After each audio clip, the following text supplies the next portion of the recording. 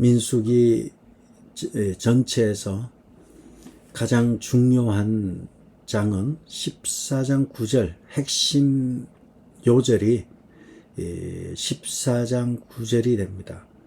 14장 9절은 오늘 우리가 보고 있는 이 본문이죠. 14장 9절에 보면 이렇게 말하고 있습니다.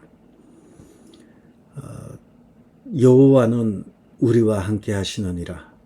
그들을 두려워하지 말라. 여호와는 우리와 함께 하시느니라. 그들을 두려워하지 말라. 이러한 말씀이 민수기 전체에 중요한 그런 말씀이 됩니다. 이제 민수기 하면 우리가 한 문장으로 민수기의 주제를 표현한다면 이렇습니다. 하나님의 신실하심이 이스라엘 백성의 불순종에도 불구하고 하나님은 아브라함과 맺은 약속을 성취하셔서 가나안 땅으로 그들을 이끌고 가셨다. 더 줄이면 신실하신 하나님이 이스라엘의 불순종에도 불구하고 그들을 끌고 가나안으로 들어가신다. 이 이야기가 민수기의 핵심 주제입니다. 그래서 민수기에서는 하나님의 신실하심과 끊없는 이스라엘의 불순종의 이야기가 나오고, 그리고 그 장소는 광야라는 것입니다.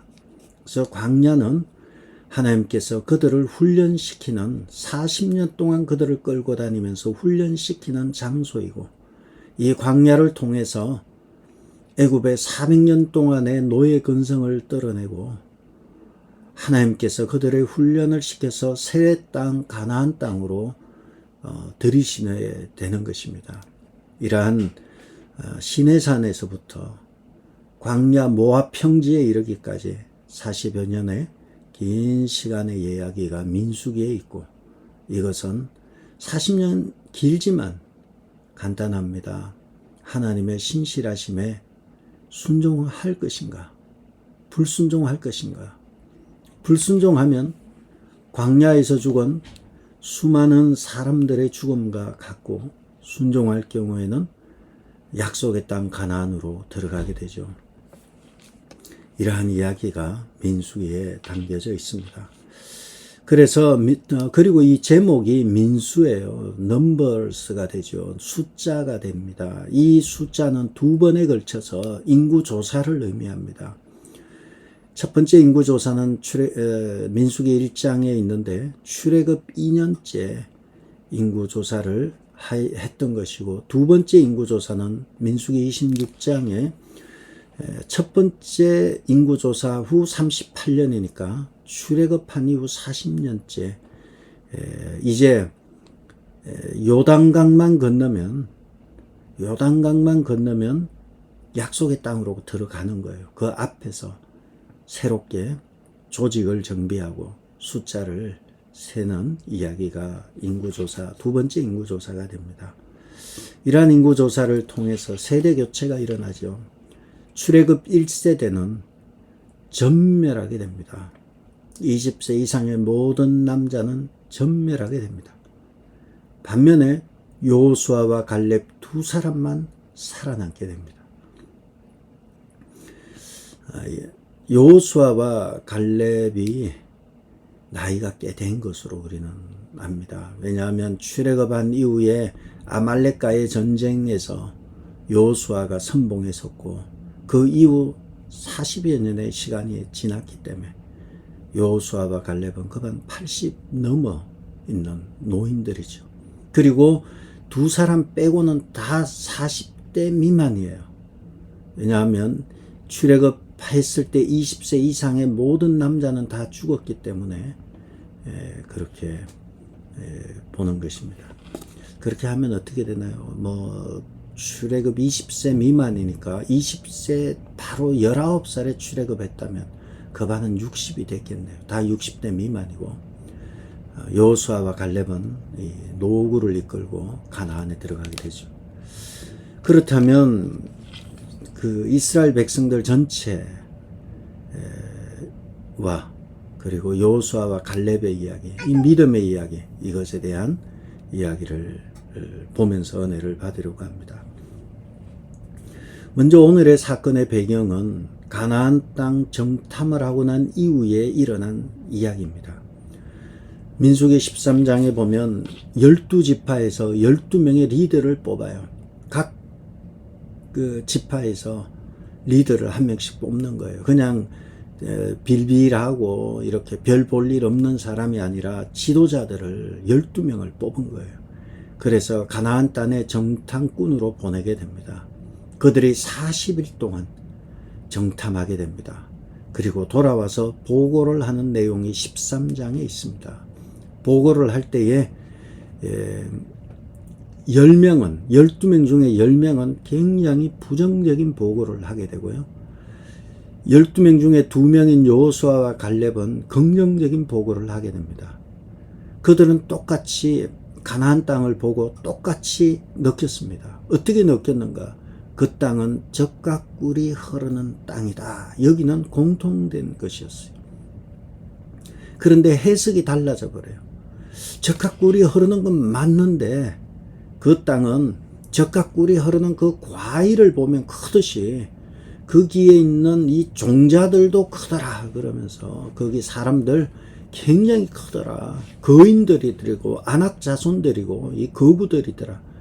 그리고 가나안 문명은 제가 확인은 안 해봤는데 BC 그 1000년경쯤 1400년경쯤에는 철기 문화로 알고 있습니다. 이렇게 철병거가 있던 시대였고 이쪽은 노예 출신들은 아무것도 없어요. 지게작대기 하나 들고 가는 거예요. 뭐 싸움을 해도 게임이 안 돼요. 철병거로 오는 거하고 나무 막대기 하나 들고 싸우는 거하고 달라요. 여러분 어떻게 아시겠어요? 나무 막대기 하나가 들고 상대는 총을 들고 오는데 일제에서 일본 사람들은 이 총을 들고 왔잖아요.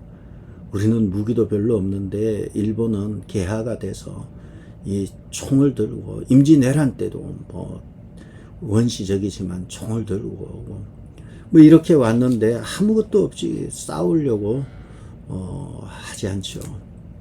이러한 전력의 확실한 차이를 느끼고 12명 중에 10명은 이제는 기가 꺾였어요. 그래서 그들은 이렇게 얘기합니다. 13장 33절에 보면 우리는 스스로 보기에는 메뚜기 같으니 우리는 메뚜기와 같다. 우리의 자아상이 메뚜기라는 거야. 실제로 보면 상대는 철병거가 있고 철무기가 있고 우리는 짝대기 하나 들고 신발은 저쪽은 군화를 신었는데 우리는 집신 신고 이 신발도 뭐 광야를 지나다니는 사람들이 뭐 무거운 거 들고 다니겠어요. 아무것도 없이 우리는 안 된다 이런 생각이 들죠. 우리는 스스로 메뚜기와 같다 이런 자아상을 가지게 됩니다. 여러분 스스로 여러분의 자아상은 어떻습니까? 나는 메뚜기와 같다 이런 생각하고 계십니까? 분명한 거는 여러분 메뚜기 맞아요. 여러분 우리가 메뚜기 아니라고 하는 건 병자예요. 우리는 메뚜기 맞아요. 그렇지만 여호수아와 갈렙이 한 말이 무엇입니까? 14장 9절에 여호와는 우리와 함께 하시느니라. 그들을 두려워하지 말라. 임마누엘 하나님 여호와께서 우리와 함께 하시면 이긴다는 거예요. 젖과 꿀이 흐르는 땅을 보면서 그들은 두려움에 빠졌고 10명은 여호수아와 갈렙은 이렇게 이야기합니다. 그 땅은 심히 아름다운 땅이라. 7절에 14장 7절에 있죠. 젖과 꿀이 흐르는 땅을 보면서 12명의 정탐꾼은 우리는 거기 갈 수 없고 우리는 메뚜기와 같다. 여호수아와 갈렙도 그 땅을 보고 그 땅은 똑같은 땅을 보았지만 완전히 달랐어요. 그 땅은 심히 아름다운 땅이라. 그리고요 이스라엘 백성들은 메뚜기라 하였지만 아마 여호수아와 갈렙도 메뚜기인 거 알았어요. 왜 이 메뚜기인지 모르고 설치겠어요. 우리 메뚜기예요. 여러분 다 메뚜기들이에요. 아무것도 할 수 없어요. 그러나 분명한 것은 여호와는 우리와 함께 하시느니라. 그들을 두려워하지 말라. 하나님이 함께 하시면 우리는 메뚜기가 아니에요. 우리의 자상은 메뚜기가 아니에요. 그렇게 되면 우리의 현실을 놓고 보면 메뚜기 같아요. 뭐가 아무것도 없는 것 같아요. 그러나 여호와께서 우리와 함께 하시면 우리는 하나님의 자녀로서 능히 이기고 능히 취하고 능히 승리한다는 것입니다. 그러나 현실로 돌아오면 사람들의 귀는 이 현실에 자꾸 쏠리게 돼요. 10명이 와서 부정적인 얘기를 막 쏟아내는 거예요. 그것도 길게 쏟아내요. 13장에 보면 6절이나 쏟아내요. 반면에 여호수아와 갈렙의 얘기는 한 절이에요. 6대1이에요. 6번이나 더 길게 그 땅이 어렵고 얼마나 자세한지 산에도 있고 해변가 바닷가에도 있고 그리고 그 땅은 안악자손이 있고 거인들이 있는 땅이다. 우리는 갈 수 없다. 이 부정적인 얘기를 길게 얘기하고요. 여호수아와 갈렙은 아무 근거도 없이 여호와께서 함께 하시면 우리가 이긴다는 것 외에는 근거가 없는 거예요. 그건 믿음의 영역이죠. 이스라엘 백성은 이 얘기를 듣고 밤새 14장 1절에 온 회중이 모든 멤버들, 온 회중이라지만 all the members, 모든 멤버들이 소리를 높여 부르짖고 밤새도록 통곡한 이후에 2절에 보면 모세와 아론을 원망하게 되고요. 이 지도자를 원망하면요, 그 다음 가는 코스가 있어요. 거의 반드시 가요. 안 가도 가요. 말은 안 해도 그 다음 반드시 가는 코스가 3절이죠. 어찌하여 여호와가 우리를 그 땅으로 인도하여 칼에 쓰러지게 하려 하는가. 영적인 지도자를 비난하는 것은 영적인 지도자를 비난하는 것 같지만 최후 목표는 하나님이에요. 결국 하나님을 공격 못하니까 영적인 지도자들을 공격하는 거예요. 모세와 아론을 공격하고 그리고 3절에 가서는 어찌하여 하나님이 인도하는가, 우리를 왜 죽이려고 하는가 하면서 그들이 말하는 게 3절 끝에 애굽으로 돌아가는 것이 낫지 아니하랴. 애굽으로 돌아가자. 이거 못 가겠다. 앞은 캄캄한 거예요. 앞은 저 거대한 가나안 족속들이 가로막고 있고 뒤로 돌아가자는 거예요. 애굽으로 돌아가자. 그리고 어떻게 돌아갈래? 4절에 우리가 한 지휘관을 세우고 애굽으로 돌아가자. 애굽으로 돌아가자. 지휘관을 세우자. 이 말이 무슨 말입니까? 쿠데타죠. 모세와 아론 처단하고 우리 새로운 지도자를 뽑아서 돌아가자. 이 얘기가 되죠. 여호수아와 갈렙이 그 땅은 좋은 땅이다 하고 아무리 외쳐도 사람들은 듣지 아니하고 돌을 들어서 지도자들을 치려고 하였을 때 여호와의 영광이 10절에 그들 가운데 나타나면서 이 정리가 됩니다. 여러분, 우리가 할 수 있는 것이 없을 때가 있어요. 자꾸 뭘 설득하려고 들고 자꾸 어떻게 해보려고 하는데 안 돼요. 거기 하나님이 나서셔야 돼요. 하나님이 정리해 주셔야 합니다. 그렇지 않으면 잘 되지 않아요. 그렇다면 오늘 우리가 같이 은혜 받을 말씀은 우리가 수많은 정보를 듣게 돼요. 교회에서도 듣고 밖에서도 듣고 수많은 정보를 들을 때 분별력을 가지는 것이 어떤 분별력을 가져야 하는가라는 거예요. 이스라엘 백성이 10명이 얘기를 했다면, 나도 거기에 있었다면 나는 스스로 메뚜기와 같은 자로서 나도 돌을 들고 지도자들에게 돌을 들어 치려고 하는 자리에 있지 않았을까? 나의 판단력은 어떨까? 우리 이 판단력이 어떠해야 되는지, 혼돈스러운 시대를 살아가는 우리가 이것을 한번 생각해 볼 필요가 있을 것 같습니다. 10명의 정탐꾼, 12명 중에 10명의 정탐꾼이 이스라엘의 지도자들이에요. 이 바보들이 아니에요. 이 사람들은 지도자들이에요. 그들이 한결같이 우리는 스스로 보기에도 메뚜기와 같다. 길게 부정적으로 이야기를 하니까 여호수아와 갈렙이 올라가자. 그 땅을 취하자. 능히 이기리라. 여호와께서 함께 하시면 이긴다. 두려워 말라. 이렇게 얘기하지만 그들은 듣지 않아요. 원망과 불평이 가득합니다. 우리는 이러한 상황에서 어떻게 하겠어요? 그 말을 안 들을 수는 없어. 들어봐야 돼요. 처음에는 그 말이 무엇인지 들어봐야 돼요. 진짜인지 아닌지, 그리고 어떤 얘기를 하는지 들어봐야 돼요. 근데 들어보면서 우리는 판단해야 돼요. 내가 따라야 할 말인지, 여기서 중단해야 할 말인지. 그 기준이 있어요. 그 기준은 요한복음 10장 10절에 있어요. 도둑이 오는 것은 도둑질하고 죽이고 멸망시키려는 것이요 내가 온 것은 생명을 얻게 하고 더 풍성케 하려 합니다. 도둑놈이 하는 일은요, 도둑질하고 죽이고 멸망하는 거예요. 반면에 내가 온 것은 생명을 얻게 하고 더 풍성케 하는 거예요. 도둑질은 사꾼이죠. 사꾼이 이와 같이 도둑질하고 죽이고 멸망하고, 나는 선한 목자라. 주님이 오신 것은 생명을 얻게 하고 풍성케 하는 것이죠. 그래서 우리는 똑같은 말을 들어봐야 돼. 사람들의 말을 들어봐야 돼. 들어보면 그 사람의 얘기가 나오기 시작합니다. 그 사람의 얘기가 나오면서 내가 나를 살펴봐야 돼. 왜냐하면 그 사람은 얘기하지만 나는 어떻게 되는가. 그 기준을 보면, 첫째, 그 사람의 말을 들으면 들을수록 내가 자꾸 불평이 생기고 원망하게 되고 사람에 대해서 나도 모르게 평가하게 되고, 말은 맞는데 들을수면 들을수록 내가 상처가 되고 내 길을 씻어야 되겠다. 내 영혼이 도둑질 당하는구나. 내 영혼이 도둑질 당하는 느낌이 든다 할 때 중단하셔야 돼요. 맞는 말이 옳은 건 아니에요. 맞는 말이 또 그렇다고 살리는 말도 아니에요.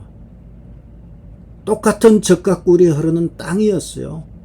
젖과 꿀이 흐르는 땅인데 과일만 젖과 꿀이 흐른다고 외쳤던 10명의 정탐꾼과 정탐한 땅이 심히 아름답더라.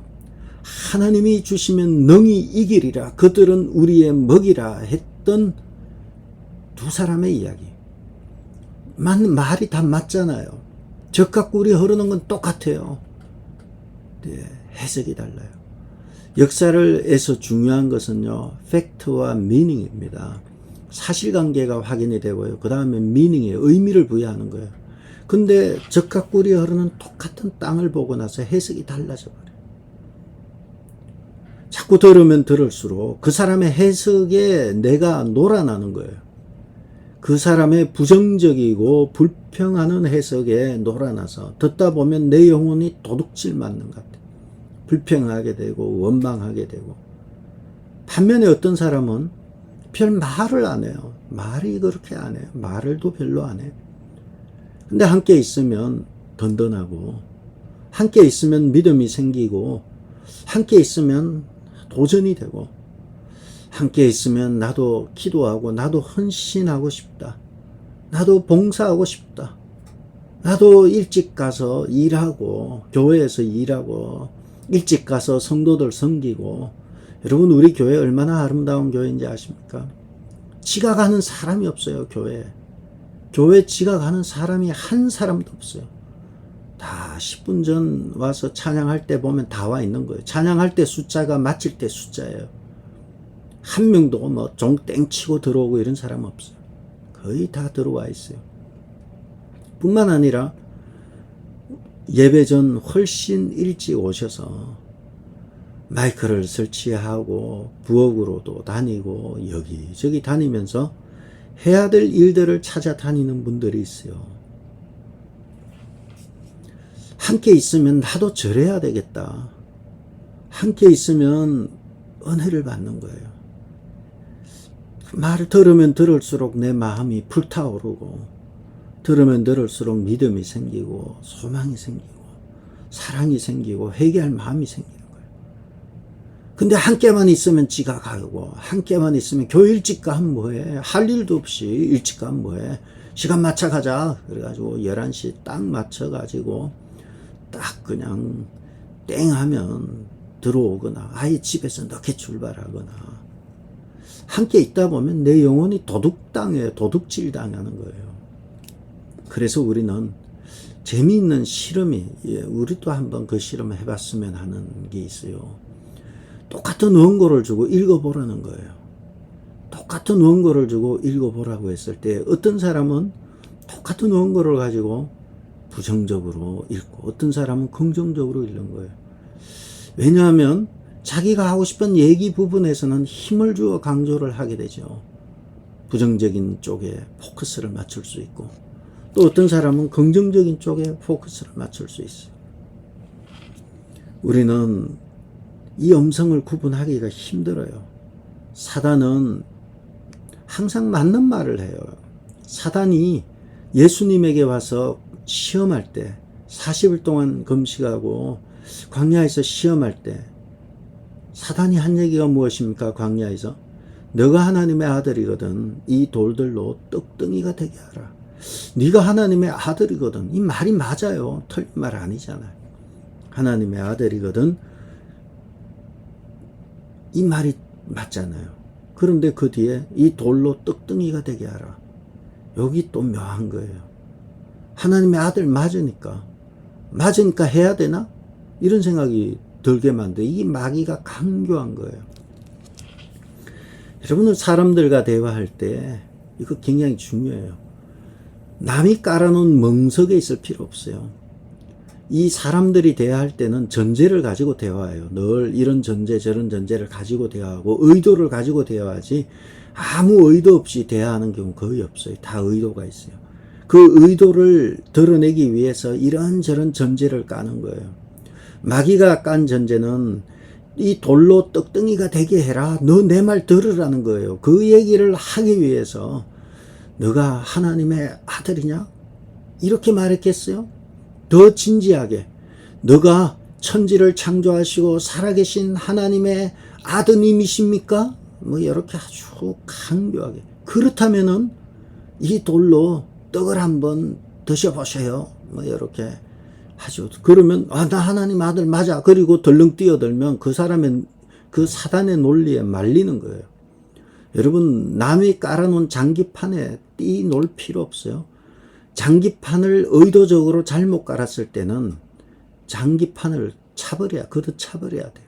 그 판에 놓을 필요 없어요. 다시 전제를 깔아야 돼요. 마귀는 내가 하나님의 아들이거든 이 돌로 떡이 되게 하라. 이 전제가 맞아요. 하나님의 아들. 그런데 주님은 사람이 떡으로만 살 것이 아니라 살아계신 하나님의 말씀으로 산다. 신명기 8장 3절의 말씀으로 이기셨습니다. 두 번째 사단은 성전 꼭대기에서 내가 하나님의 아들이거든 뛰어내려라. 하나님의 아들 맞아요. 맞는 말이 항상 옳은 건 아니에요. 교묘하게 항상 유언비어라는 것은요. 제가 그 숫자는 잊어버렸어요. 유언비어라는 것은 정확하진 않지만 10%의 진실과 90%의 가짜라다. 뭐 이런 얘기를 옛날에 들은 것 같아요. 아니 10%는 또 맞아요. 틀린 얘기 가지고 하면 안 돼요. 안 믿으니까. 맞는데 거기에다가 얼마나 물을 타는지 뭐가 진짜고 뭐가 가짜인지 몰라요. 악랄하게 물을 타요. 그래서 특히 정치하는 사람들은 이걸 잘해야 돼요. 그러면 이겨요. 정치판에서는 이겨요. 뭐 하나님의 나라에서는 어떻든 그거는 뭐 둘째치고 정치판에서는 복수를 잔인하게 해야 돼요. 그럼 아무도 못 건드려요. 건드렸다가는 뼈도 못 추리면까봐 못 건드려요. 이 정치판에서 또는 사람들과 관계에서 한 10% 진짜에다가 90%를 섞어버리면 거예요. 내가 하나님의 아들이거든 맞거든요. 뛰어내려라. 내가 왜 네 전제를 가지고 나는 내가 하나님의 아들 맞는데 네가 하나님의 아들이라고 한다고 해서 변화된 거는 아무것도 없는데 알고 보니까 지 말 들으라는 거예요. 그래서 주님이 하시는 말씀이 주 너의 하나님을 시험하지 말라. 이 강교한 사단에게 시험하지 말라. 그리고 지극히 높은 산에서 엎드려 경배하면 이 모든 것을 주겠다 했을 때도 하나님께만 경배하라는 거예요. 이렇게 하면서 하나님의 말씀으로 이긴 거예요. 시험을 분별하는 것은 이 분별력을 가지는 것은 하나님의 말씀이에요. 우리가 하나님의 말씀에 딱 붙들려 있으면 하나님께서 이 판단력을 주십니다. 참된 지혜가 여기 있어요. 여호와를 경외하는 것이 지혜의 근본이라고 한 것처럼 참된 지혜와 그리고 명철은 현실에서 적용하는 능력이 명철이에요. 지혜와 명철을 하나님이 주시는 것입니다. 그러므로 우리는 모든 상황 가운데서 분별할 수 있는 것은 이 말이 나를 풍성케 하는가, 이 말이 나를 살리고 나에게 격려하고 나를 세우고 힘을 주는가, 아니면 이 말이 내 영혼을 도둑질해가고, 말은 맞는데 맞는 말이 항상 옳은 거 아니잖아요. 말은 맞는데 내가 자꾸 그냥 같이 동조가 돼버리고 불평하게 되고 원망하게 되고 갑자기 교회 가기 싫어지고 짜증이 나고, 사단이 하는 거예요. 쏘가서 안 돼요. 사단은 아주 간악한 놈이고요. 사단은 이 특징이 있어요. 죽을 때까지 괴롭혀요. 여러분이 이기지 못하면 죽을 때까지 괴롭히고, 언제까지 괴롭히는가? 목숨 끊어질 때까지. 절벽에서 밀어서 죽은 줄 알고 포기하는 게 아니에요. 쫓아 내려와서 숨쉬나 안 쉬나 보고 목을 밟아버리는 게 사단이에요. 여러분, 사단에게 끌려서 일평생을 원망하고 불평하고 휘둘려고 그렇게 사셔서 안 됩니다. 우리는 주님이 이 땅에 온 것은 생명을 얻게 하고 더 풍성케 하려 하심인 것처럼 매일매일 살아가는데 범사에 감사가 넘치고 기쁨이 넘치고 은혜가 넘치고 하나님 살아계신 것이 뼛속 깊이 느껴지고 생명이 넘쳐나야 하는 것입니다. 또한 이 일에 있어서 여러분들도 참여하시는 거예요. 말로 주는 상처는 육체적인 상처나 칼로 베인 상처보다 훨씬 더 깊고 오래 갑니다. 말로 상처를 받으면 멘탈까지 그냥 가버려요. 정신까지 그냥 갈 수 있어요. 돈 잃어버린 거는 벌면 되고, 다리 부러진 거는 고치면 되지만, 마음에 상처를 받으면 이제 잊을 수가 없어요. 교회를 떠나는 수많은 가나안 성도는 교회 안 나가는 성도들을 말합니다. 안 나가의 반대가 가나안이에요. 수많은 가나안 성도들은 다 이와 같이 마음에 상처를 받는 거예요. 그것이 목회자로부터 또는 교회 성도들로부터 상처받고, 이럴 거면 안 나간다 그러면서 안 나가는 거예요. 우리는 함께하면 도전을 주고 함께하면서 격려하고 세워나가고 힘을 주는 그러한 성도들, 그런 여러분의 입술의 말이 되어야 하겠습니다. 도둑질해서 사단에게 갖다 바치는 것이 아니라 한 사람 한 사람이 영적인 전쟁터에서 우리로 하여금 그 삶의 현장으로 들어가서 우리의 모습을 보고 나도 저 교회 다녀봐야겠다 자극하고, 또 그러한 것을 주어서 한 사람 한 사람이 여러분을 통해서 교회로 돌아와서 어느덧 시간이 지나고 나니까, 전도한 사람이 이렇게 많았구나, 내가 전도한 사람이 이렇게 많았구나, 이런 축복, 이런 은혜, 그리스도에게로 인도하는 것, 수많은 사람들을 그리스도에게 인도하는 것이 하나님께서 우리에게 주시는 큰 복이 되는 것입니다. 여러분의 입술은 단순한 입술이 아닙니다. 그 입술로 믿음의 말을 하고 세워나가는 여러분 되기를 바랍니다. 2025년 성탄절 발표의 주제는 Love each other, 서로 사랑하라. 각 전도회별로 발표를 할 때에 가장 중요한 것은 잘하느냐 못하느냐가 아니라 서로 사랑하는 공동체, 사랑하는 전도회인가 아닌가가 판단의 기준이 될 것입니다. 서로 사랑하라. 2025년 성탄절 발표의 주제가 됩니다. 준비하는 과정 중에 서로 사랑이 넘치는 복된, 그리고 서로 세우고 서로 격려하며 교회에서 세임을 얻는 귀한 생명의 공동체, 풍성한 공동체, 그러한 공동체가 되도록 우리 모두가 다 낮은 자리에서 성도를 섬기고 교회를 섬기며 하나님의 나라를 이루어가는 여러분 되기를 주의 이름으로 축복합니다. 기도하겠습니다. 아버지 하나님, 10명의 말은 죽이는 말이었고 10명의 말을 들은 결과 결국은 광야에서 전멸하는 비참한 결과를 낳았습니다. 그러나 믿음의 말을 한 사람은 마침내 가나안 땅에 입성하는 복을 누리게 되었습니다. 사랑하는 귀한 성도들, 믿음의 말과 세우는 말과 사랑의 말을 뱉음으로 인해서 지치고 힘든 자가 우리를 통해서 세임을 얻고 은혜를 받는 귀한 생명을 전하는 도구로 쓰임받는 귀한 저희들 되게 도와주옵소서. 오늘도 직장으로 또 이곳저곳으로 나아갈 때 그곳에서 생명의 역사가 나타나게 도와주옵소서. 예수님의 이름으로 기도드렸습니다. 아멘.